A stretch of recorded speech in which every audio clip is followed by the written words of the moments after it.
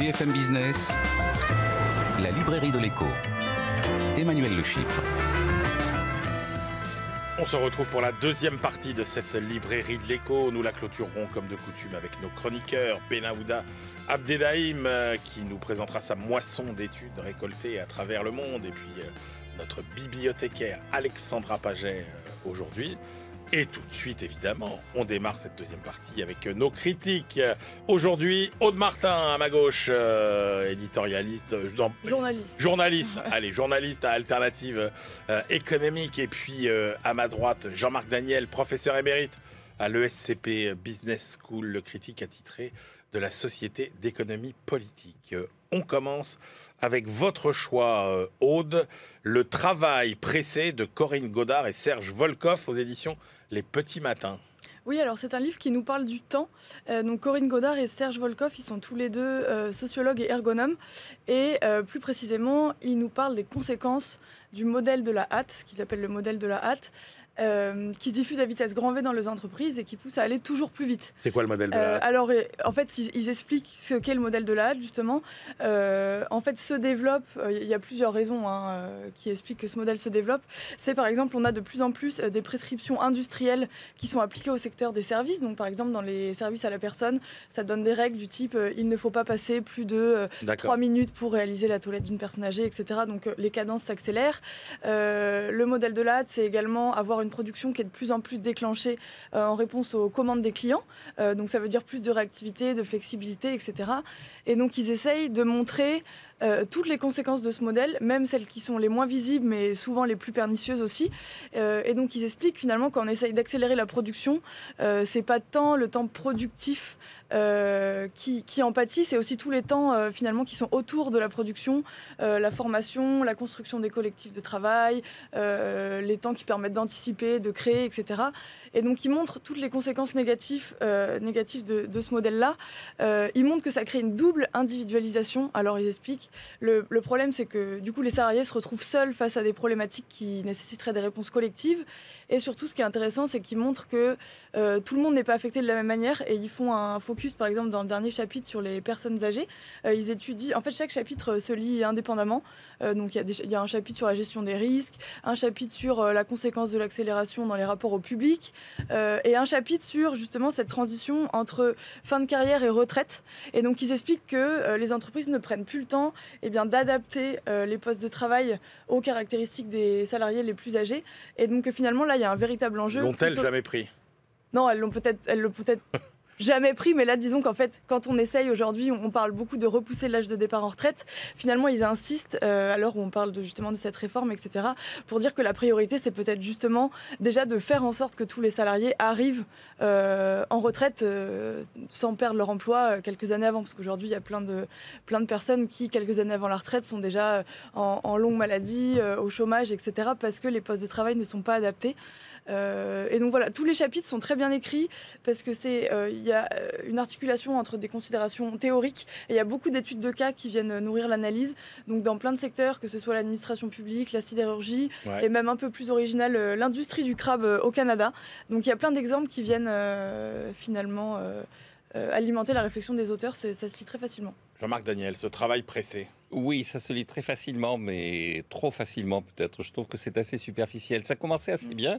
Ils disent, écoutez, voilà, dans ce qui s'est passé dans l'incendie de Notre-Dame, il y a tout un tas d'éléments qui permettent de penser qu'à un moment donné, on a obligé les gens à négliger un certain nombre de prudences, certains aspects de leur métier, ce qui fait qu'on est arrivé à la catastrophe, y compris d'ailleurs chez les pompiers. C'est-à-dire les pompiers, il y a des choses, il y a des dysfonctionnements qui étaient liés au fait qu'on avait confondu vitesse et précipitation. Pourquoi pas ? Deuxième idée qui apparaît assez vite, c'est le fait que, effectivement, dans le processus industriel standard, il y avait un produit à fabriquer et donc on avait à peu près des règles du jeu claires. Maintenant, le consommateur étant de plus en plus exigeant, on demande en permanence de modifier le type de produit qu'on a à fabriquer. Et donc, à chaque fois, il faut que le salarié, le travailleur, se remette en cause parce qu'il a à chaque fois un nouveau produit à fabriquer. La personnalisation épuise. Épuise le salarié qui est en face. Bon, jusque-là, c'était pas mal. Et puis après, effectivement, alors c'est je le disais pour un autre livre d'universitaire, je pense qu'il y en a beaucoup qui maintenant ramassent des articles qu'ils ont publiés dans des revues pour des raisons X ou Y, parce qu'il faut effectivement dans le monde universitaire publier dans des revues. Et, et après, ils mettent tout ça ensemble. Et La compile. c'est une compilation, mais une compilation qui manque de cohérence. On arrive. Alors, il y a une anecdote absolument extraordinaire dans un des chapitres où il y a des gens qui ramassent les poubelles, qui voient arriver un individu qui est plutôt bien habillé, qui a un sac poubelle et qui leur donne le sac poubelle et ils le jettent dans leur. Je comprends pas très bien quel est l'intérêt de l'anecdote. Je vois pas très bien ce qu'ils ont voulu démontrer. Oui, Et donc, il y a quelques éléments comme ça qui sont totalement à côté de leur raisonnement général. Et donc, je pense que c'est un livre qui aurait mérité d'être retravaillé parce qu'il y avait une idée de départ que je trouvais assez bien, c'est-à-dire on néglige un certain nombre de précautions et un certain nombre d'éléments clés dans le processus de productivité, le processus de production, parce que comme il n'y a pas de gain de productivité, on les recrée artificiellement avec une pression.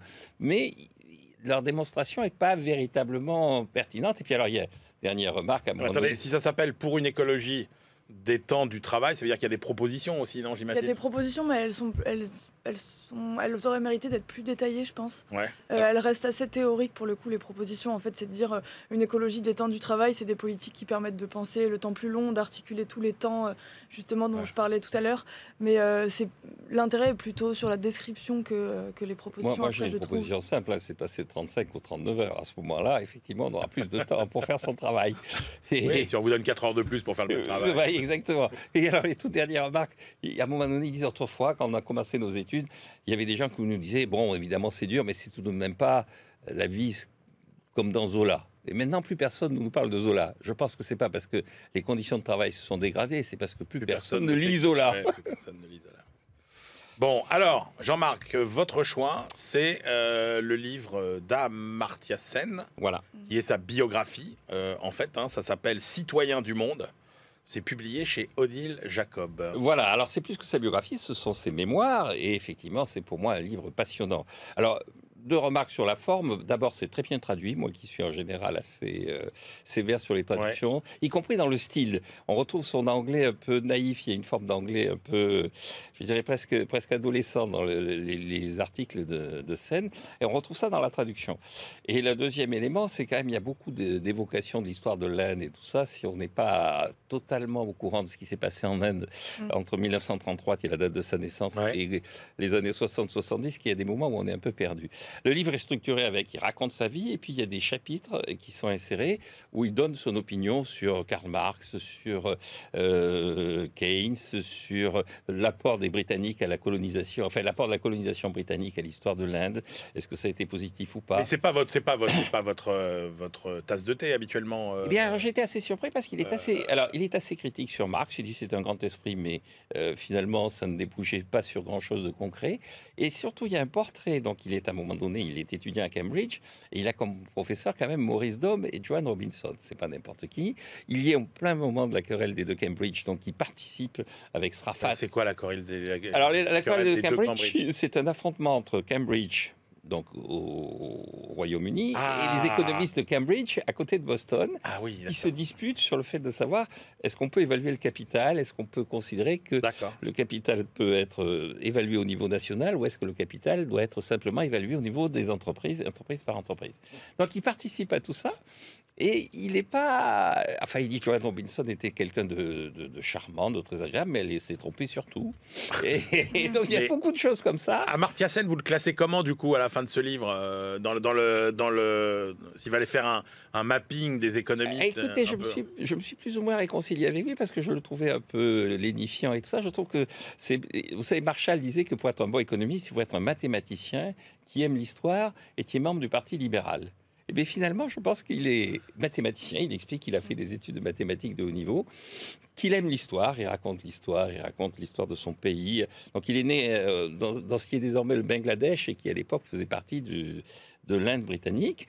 Et puis, il est assez libéral humaniste. C'est un homme de centre-gauche, un homme qui a été marqué quand même par la colonisation britannique, qui dit bien... J'aime l'Angleterre pour ses idées, j'aime pas l'Angleterre pour sa politique. Et donc, c'est assez intéressant. Bon, un livre que je recommande. Alors, Aude Martin, qu'est-ce que vous avez pensé de ces mémoires Alors, je trouve que d'Amartya Sen. Amartya Sen est un économiste plutôt intéressant. Alors, prix Là- Nobel d'économie, il faut le rappeler. Hein. Le lauréat De la Banque de Suède. de la Banque de Suède en hommage à Alfred Nobel, etc. En tout cas, le prix le plus prestigieux en économie au monde, et c'est ça qui compte. Et peut-être le livre est un peu trop bavard. Il y a beaucoup d'anecdotes, beaucoup de passages sur des rencontres en Inde, au Royaume-Uni, aux États-Unis, sur des amis de la famille. Alors c'est important par ailleurs, Ouais. parce que c'est ces personnes-là finalement qui l'ont éveillé à différentes problématiques qu'il a traitées ensuite en tant qu'économiste. Par exemple, à 10 ans, il a été témoin de la grande famine au Bengale qui a tué des millions de personnes. Ça l'a aussi poussé finalement à s'intéresser aux déterminants de la famine plus tard. Mais voilà, ça aurait peut-être mérité d'être plus concis par moment et de laisser une place plus importante à l'économie, parce qu'effectivement, il a un rapport plutôt intéressant à cette discipline. Il la pense en lien avec d'autres sciences sociales, contrairement à d'autres qui se focalisent exclusivement sur l'économie. Il accorde aussi une importance à la capacité à raisonner plutôt que sur les connaissances acquises. Voilà, c'est plutôt intéressant. Il y a aussi quelque chose qui est au-delà de l'économie. Le livre est finalement une fresque historique, hein, puisqu'il est né en 1933, donc sa vie parcourt tout le XXe siècle. Donc il revient sur des événements vraiment fondateurs, donc sur la colonisation britannique en Inde, sur la partition des Indes, sur les conséquences de la Seconde Guerre mondiale qu'il constate, lui, quand il se rend en Europe, et puis plus tard sur la découverte de la face sombre du régime communiste en Union soviétique. Et il montre que finalement, lui, il a beaucoup participé à des débats qui ont suivi sur la place de la liberté individuelle dans les politiques de gauche. Donc il montre finalement comment tous ces événements historiques ont forgé ensuite, lui, sa vision de l'économie, de l'Europe, etc. Il y a des considérations plus contemporaines aussi qui sont intéressantes sur l'Europe. Il est très inquiet sur l'Europe. Il nous dit voilà, qu'il trouve un peu... lui qui a étudié les violences intercommunautaires en Inde, il montre que voilà, il observe la multiplication de mécanismes de haine, là, mais vraiment dans les années 2020, très récemment. Donc c'est intéressant d'avoir ce regard extérieur. Voilà, mais en résumé, peut-être un peu trop bavard par moment, ça aurait mérité d'être plus concis et plus économique peut-être. Juste une précision, il s'intéresse vraiment au début de sa vie, c'est-à-dire la période oui, on va après, grosso modo jusqu'aux années 60, puis après ça c'est très rapide, mais c'est la vraie période qu'il passe sous revue, c'est 1933-1970. Merci à tous les deux, c'est l'heure de retrouver notre bibliothécaire Alexandra Paget. On va refaire un peu d'histoire de